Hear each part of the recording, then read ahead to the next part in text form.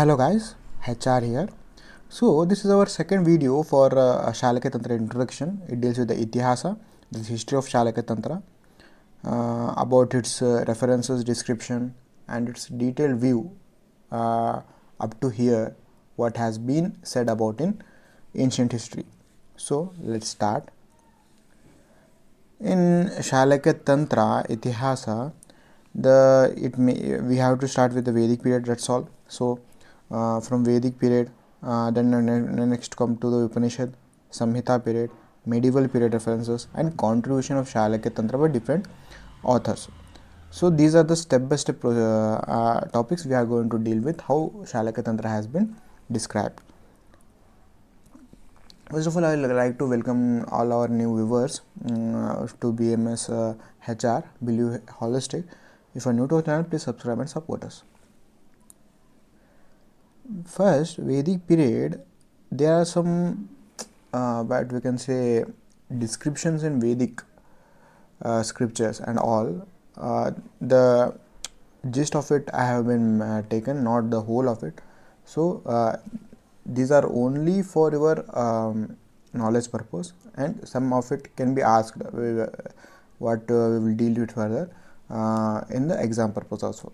So in Vedic, the Nahush was treated by deafness for deafness by Ashwini Kumaras, the doctors of God, and Rujasva and Kanva were also treated for blindness by Ashwini Kumaras.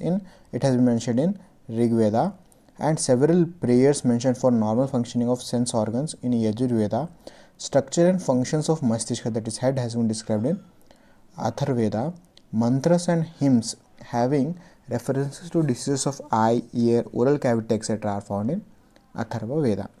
Upanishad period references, when we come upon that, the skull, the human skull has 7 cavities. Among them, the 2 cavities have been allocated for the eyes, has been described in Upanishad, and internal features and reflexes of eyes like Shuklaba, Nilaba and Krishnaba has been described in Upanishads.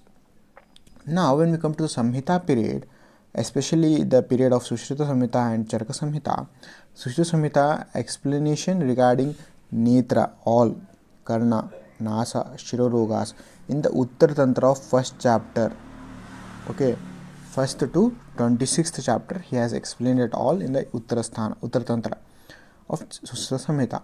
Now details regarding Mukha, Kantha Rogas and Nidhana, Rogas Nidhana and Chikitsa have been described in Nidhana Sthana 16th and Chikitsa Sthana 22nd chapter.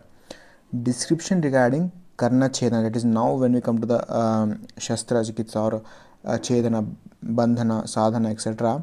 of Karna, Nasa, Oshta, Sadhana, etc. are described in Sushruta Sutra Sthana 16th chapter. Now when we come to the Acharya Charaka, his explanation are different regarding the medicine wise, whereas Sushruta for surgery or Shastra Chikitsa. Now when we come to the Charaka Samhita, explanation regarding Shiro Roga have been described in Sutra Sthana 17th chapter, and explanation regarding Gala Rogas like Upajivika, Galashundika and Rohini in Sutra Sthana 18th chapter. Nasa, Shiro, Mukha, Karna and Netra Chikitsa have been described as well as Chikitsa Sthana. Now description regarding Lakshana and Chikitsa of Shankhaka, Ardhava Bhedana, Shankhaka Ardhava Bhedana, Anantavata, Shiro Vireshana and Shiro Basti in Siddhi Sthana 9th chapter. When we come to Ashtanga Sangraha, the detailed description regarding Shalakyatantra is again described in Uttara Tantra 11th to 28th chapter, wherein Sushrita Samhita 1 to 26th chapter. So here it is 11th to 28th chapters. Description of Kriya Kalpas, the treatments of that is Netra Rogas or Kriya Kalpas have been described in Ashtanga Sangraha Sutra 32nd and 33rd chapters.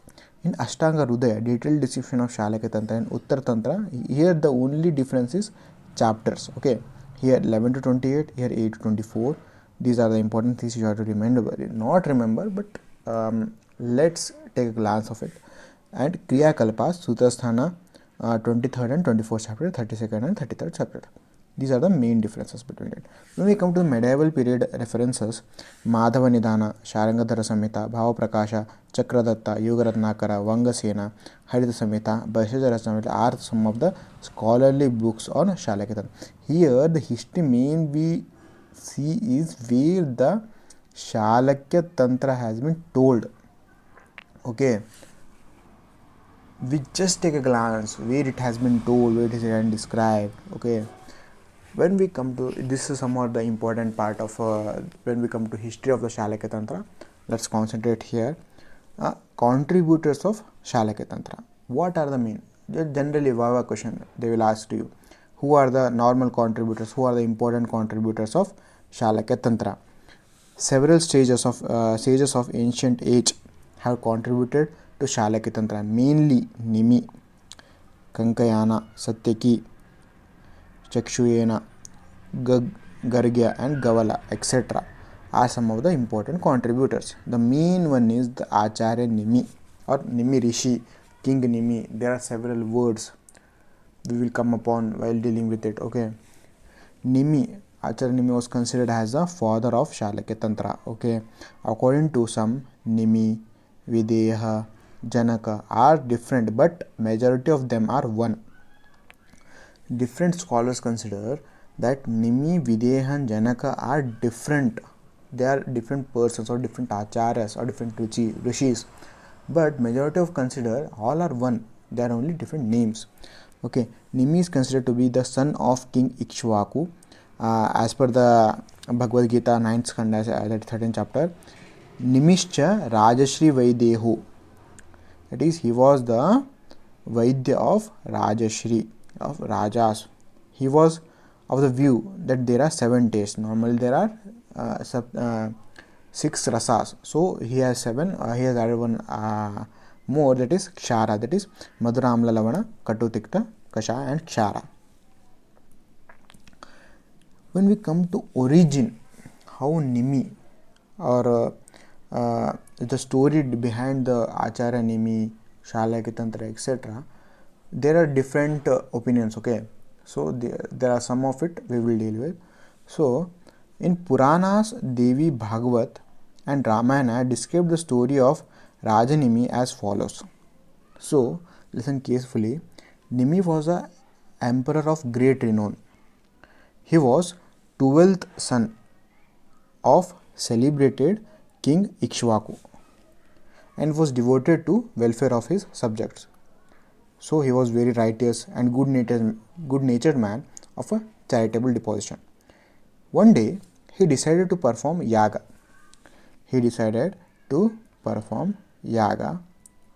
And he went to meet his Rajaguru or Kulaguru, that is Vashishta. But Vashishta has to officiate another yaga. So he commanded to postpone it for 500 years. But Nimi was not happy for it. But he did not want to wait for such a long time. Considering the lifespan of human beings, he started the yaga with the help of other sages like Bhrigu, Angirasa, etc. Angered by this, Vasishta cursed Nimi.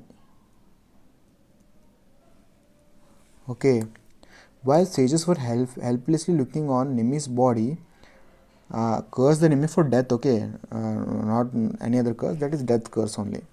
While the other sages who are doing the yaga or yagna were helplessly looking on to Nimi's body, got separated from the soul. However, yagna was continued, placing the dead body in an uncovered coffin in front. Gods appeared at the end, and Nimi was accorded a divine body to stay in the eyelids of all living beings. So, mainly in Netra Rogas, Nimi is a much more important one.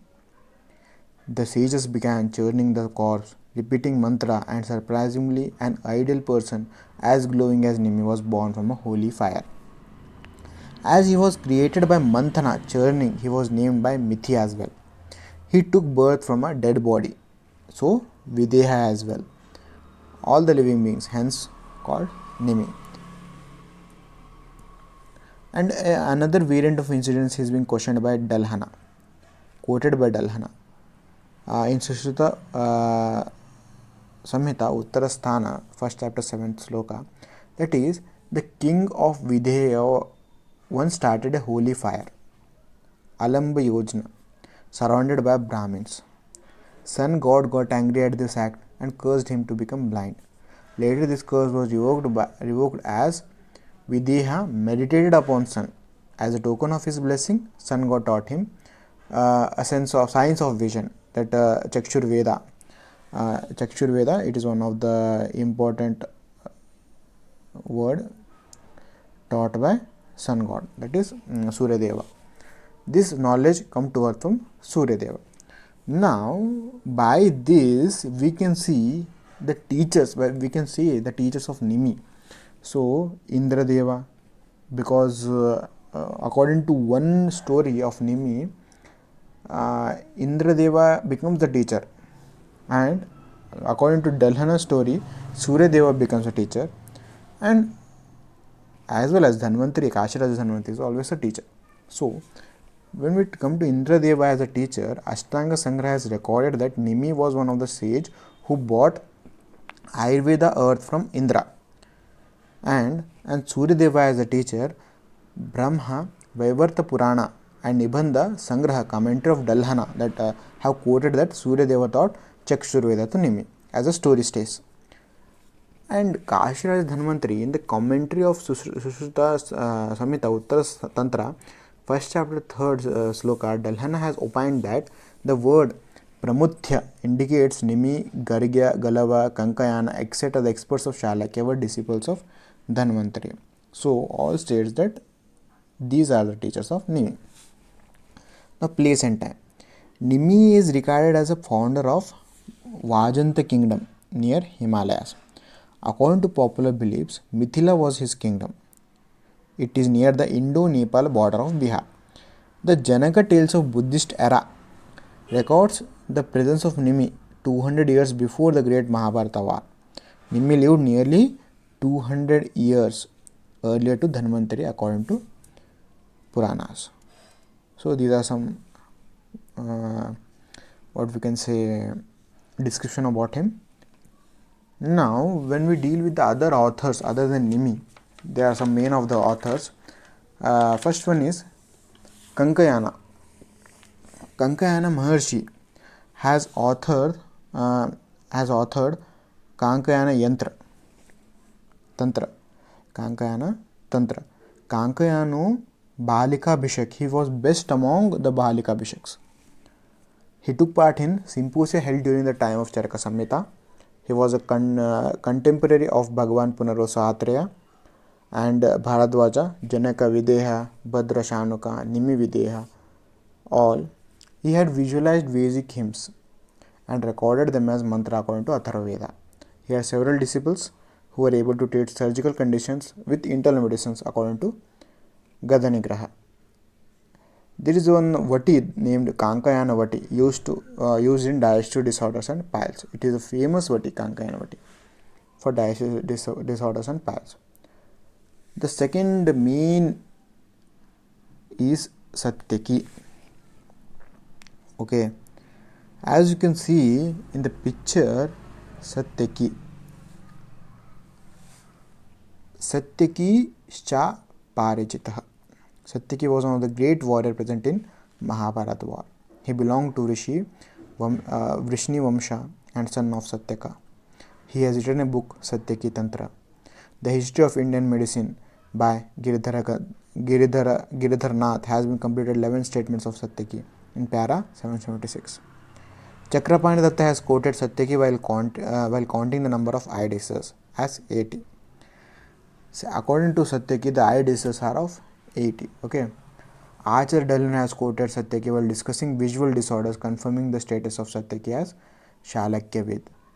There were traditional eye surgeons in and around the Maharashtra who performed couching surgery for cataract, claiming themselves as Satyakaya, the followers of Satyaki. So Satyaki is one of the famous Shalakyatantra surgeon or disorder or disciple who used many of his knowledge. Okay, he is the most important one. Okay, now when we come to the another author, Chakshusena, he was an expert eye surgeon, is quoted by Shrikant Datta and Chandra Datta and Vangasena while discussing eye diseases. And Gargya and Galav. Gargya Maharishi and Galava Maharishi, they were disciples of Bhagwan Dhanvantri and written the entitled books Shalakya and Sarvaloka Chikitsa. Both have participated in the symposia held during Charaka Samhita.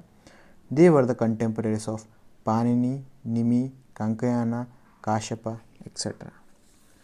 So this is some of the Itihas regarding Shalakyatantra. So this is not important, most of it is not important in the syllabus or a exam point of view. It may be asked in Viva or AIPGCT. Okay, so let's finish it. Thank you one and all. Let's meet in next video.